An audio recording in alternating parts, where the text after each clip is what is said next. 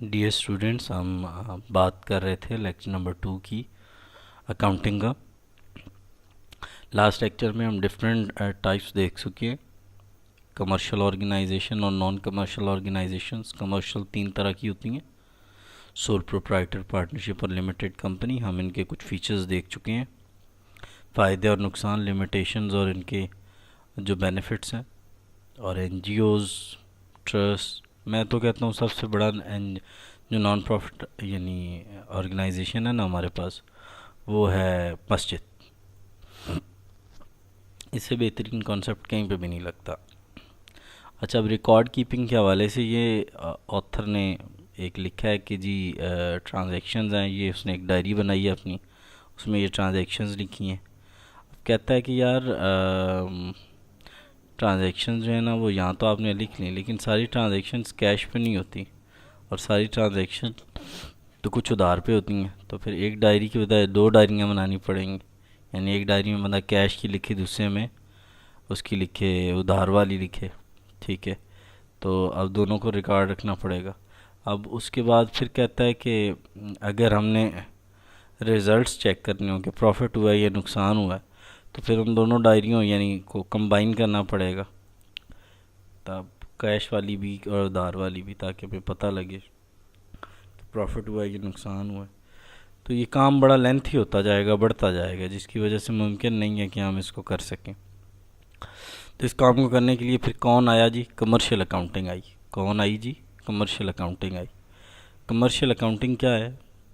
अच्छा, इसको एक दफ़ा बस पढ़ना है आपने, इसको याद यूद को नहीं इसमें करना। अगर देखना है तो ये 4-5 नाम आपने याद करने, बाकी इसको एक दफ़ा पढ़ लें बस, और कुछ नहीं है, इसको याद ना करने बैठ जाना। कमर्शियल अकाउंटिंग के 2 कॉन्सेप्ट हैं, एक सिंगल एंट्री और एक double entry. Mainly commercial accounting इस पे चलती है। ये जो होती है, ये पार्टनरशिप और कंपनीज़ के लिए होती है, और ये नॉर्मली यूज़ की जाती है सोल प्रोप्राइटर से। लेकिन आजकल सोल प्रोप्राइटर भी इसी पे आ गए हैं, लेकिन नॉर्मली ये सोल प्रोप्राइटर यूज़ करते थे। पहले हम डबल एंट्री करेंगे, फिर सिंगल एंट्री की बात करेंगे। जो डबल एंट्री होता है उसमें ट्रांजैक्शंस जो होती है, दोनों एस्पेक्ट उसके लिखे जाते हैं, डेबिट और क्रेडिट, यानी रिसीट और पेमेंट को भी लिखा जाता है और उसके सोर्स को भी लिखा जाता है। डबल एंट्री में ट्रांजैक्शन की दोनों एस्पेक्ट्स लिखे जाते हैं, डेबिट और क्रेडिट दोनों, यानी सोर्स भी रिसीट और पेमेंट को भी लिखा जाता है और उसके सोर्स को भी लिखा जाता है। और सिंगल में only cash moments are recorded, यानी सिर्फ एक साइड लिखी जाती है। ठीक है, डबल फोल्डेड नहीं होता है, सिंगल फोल्डेड होता है, यानी एक साइड लिखी जाती है, रिसीट हो रही है या पेमेंट हो रही है। समझ गए होंगे आप दोनों में डिफरेंस। कैपिटल क्या होता है? इन्वेस्टमेंट बाय द ऑनर, जब बंदा पैसे इन्वेस्ट कर रहा होता है, यानी आपने 1 लाख का कारोबार शुरू किया तो 1 लाख आपका कैपिटल है। Time value of money. Time value of money का मतलब ये है कि जैसे जैसे जो वो ऑनर है, वो टाइम वैल्यू, उसकी भी टाइम की वैल्यू है मनी, और उसको पैसे दो, यानी टाइम दे रहा है कौन? Time of the proprietor is spending time in the business, तो उसे आप सैलरी दें, उसे कोई रिम्यूनरेशन दें। ठीक है, तो उसे हम टाइम वैल्यू ऑफ मनी कह रहे हैं। गुडविल क्या होती है? Good reputation of the company. Good reputation of the company को हम गुडविल बोलते हैं। अच्छा, इसका फ़ायदा ये होता है कि अगर आपका बिज़नेस 1 लाख का था ना, उसकी रेपुटेशन अच्छी बन गई, तो माइट भी वो 3 लाख का हो जाए, तो वो 2 लाख जो बढ़ गया, वो उसकी गुड रेपुटेशन की वजह से बढ़ गया। ठीक हो गया जी।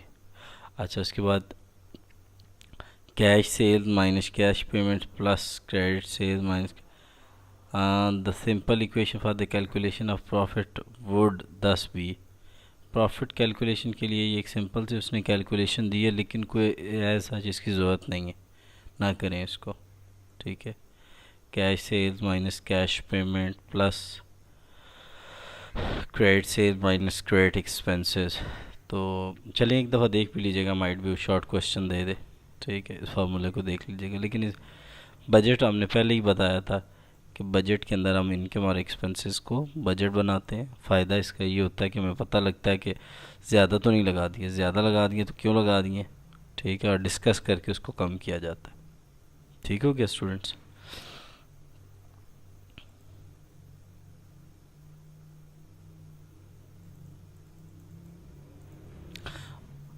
अब हम बात करते हैं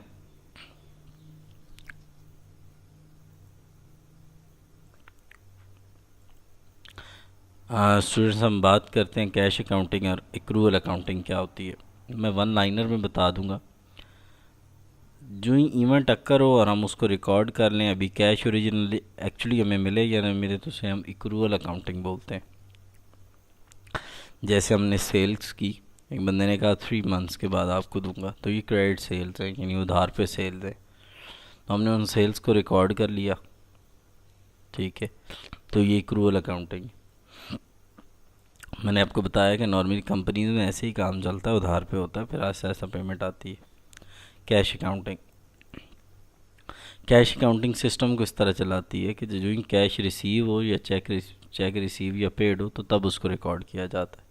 वैसे कैश होना चाहिए, मैं चेक को भी कंडेम कर दूँ। यानी जब कैश एक्चुअली रिसीव हो या पे हो, तो उसको जो डील करती है वो कैश अकाउंटिंग करती है। लेकिन एक्रूअल अकाउंटिंग में कैश का एक्चुअली पे होना और रिसीव होना ज़रूरी नहीं है। जो ही इवेंट अक्कर हो, इवेंट अक्कर से मुराद है परचेज अक्कर हो, सेल अक्कर हो, सैलरीज किसी को पे करें, सैलरी पे करना भी तो इवेंट अक्कर है ना, या किसी को आप वेजेस पे करें, रेंट पे करें, या आप इनकम अर्न करें, ठीक है, इंटरेस्ट अर्न करें। तो अभी मिला नहीं है, इसमें मिलना ज़रूरी नहीं है, इसमें मिलना ज़रूरी है। इसमें रिकॉर्ड करने के लिए मिलना ज़रूरी है, इसमें मिलना ज़रूरी नहीं है रिकॉर्ड के लिए। बस अर्न हो गया, इवेंट अक्कर हो गया, बस ठीक है। इनकम, जब आप चीज़ को बेचते हैं या कोई सर्विस प्रोवाइड करते हैं, उसके अगेंस्ट जो चार्जेस लेते हैं उसको हम क्या बोलते हैं, इनकम। देखिए, सपोज़ मेरी एक बुक शॉप है, तो मैं बुक बेचूंगा, तो उसके जो पैसे लूँगा वो मेरी इनकम है। और एक्सपेंसेस, अब वो बुक लाया भी तो हूँ ना मैं कहीं से, तो जहाँ से वो मैं बुक लाया हूँ, जहाँ से वो बुक मैं लाया हूँ, उनको मैंने कुछ पे किया है ना, वो मेरे एक्सपेंसेस हैं।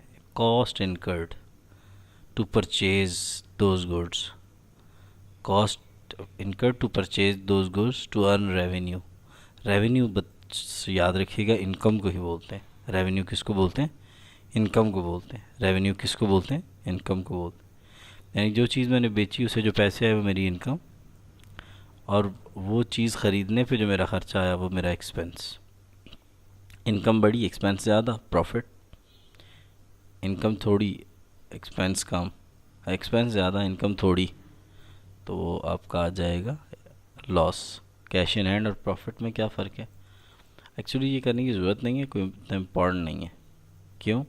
कैश इन हैंड जो फिज़िकल कैश आपके पास अवेलेबल है, लेकिन एक्रूअल अकाउंटिंग की वजह से देखें चीज़ें, एक्रूअल अकाउंटिंग की वजह से प्रॉफिट कुछ हो रहा होगा और कैश इन हैंड कुछ और होगा। क्योंकि अकाउंटिंग किस बेस पे चल रही है, एक्रूअल अकाउंटिंग की बेस पे। किस पे चल रही है, एक्रूअल की बेस पे चल रही। तो जब अकाउंटिंग एक्रूअल की बेस पे चल रही होती है, तो कैश इन हैंड और प्रॉफिट में फ़र्क होता है। कैश इन हैंड, वो कैश इन हैंड है, कैश इन हैंड एक्चुअली हम बोलते हैं जो अवेलेबल है कंपनी के अंदर। लेकिन प्रॉफिट एक्रूअल अकाउंटिंग की वजह से डिफरेंट हो जाता है, बस आपको इतनी पता होना चाहिए। कैपिटल एंड रेवेन्यू एक्सपेंसेस, वो एक्सपेंसेस जिनकी वजह से हम कोई एसेट एक्वायर करते हैं जिसकी लाइफ मोर देन 1 ईयर होती है, उसको हम कैपिटल एक्सपेंस बोलते हैं। और जो हमारे डेली के एक्सपेंसेस होते हैं, जिसमें हम सैलरीज, वेजेस, रेंट वगैरह पे कर रहे होते हैं, ये हमारे रेवेन्यू एक्सपेंसेस हैं। मैं फिर बता देता हूँ, ये करने की वजह से, कैपिटल एक्सपेंसेस करने की वजह से हम एक्वायर करते हैं कोई लॉन्ग टर्म एसेट्स।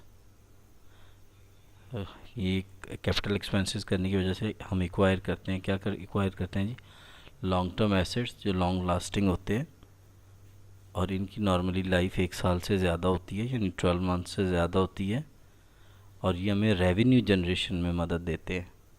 यानी हमने एक मशीन ख़रीदी, एक एसेट ख़रीदा, उसकी लाइफ 12 माह से ज़्यादा है, और वो मशीन हमें चीज़ें बना के देगी, यार ये सेल करो, तो ये कैपिटल एक्सपेंस है। यानी 3 शर्तें मैंने आपको बता दी कैपिटल एक्सपेंस की। एक तो नॉर्मली वो एसेट्स होते हैं, उनकी लाइफ 12 माह से ज़्यादा होती है, और दूसरा वो हम यूनिट्स कोई ना कोई प्रोड्यूस करते हैं, या जो हम बेच के, यानी those help in generation of revenue. ये रेवेन्यू और चीज़ है, वो रेवेन्यू मैंने जो ऊपर बताया वो और चीज़ है। अगर इस तरह रेवेन्यू लिखा होगा ना अकेला सिर्फ रेवेन्यू, तो इसका मतलब इनकम है। और अगर इस तरह रेवेन्यू एक्सपेंस लिखा होगा तो इसका मतलब है कि ये हमारे डे टू डे एक्सपेंसेस हैं जिनकी लाइफ 12 माह से कम है। बल्कि ये देखें, रेवेन्यू एक्सपेंसेस इमीडिएटली उनका बेनिफिट आ जाता है और ये लॉन्ग टर्म एसेट्स होते हैं। लाइबिलिटीज़ क्या होती हैं? Obligation of the business. और एसेट्स क्या होते हैं? Economic resources of the business. Assets क्या होते हैं जी? Economic resources of the business. Obligation of the business are liabilities, और दूसरे जो होते हैं वो क्या होते हैं जी? हमारे यहाँ एसेट्स जो होते हैं, जो हमारे एसेट्स होते हैं, जो एसेट्स होते हैं वो हमारे होते हैं जी economic resources of the business. ठीक हो गया जी। नेक्स्ट पे चलते हैं।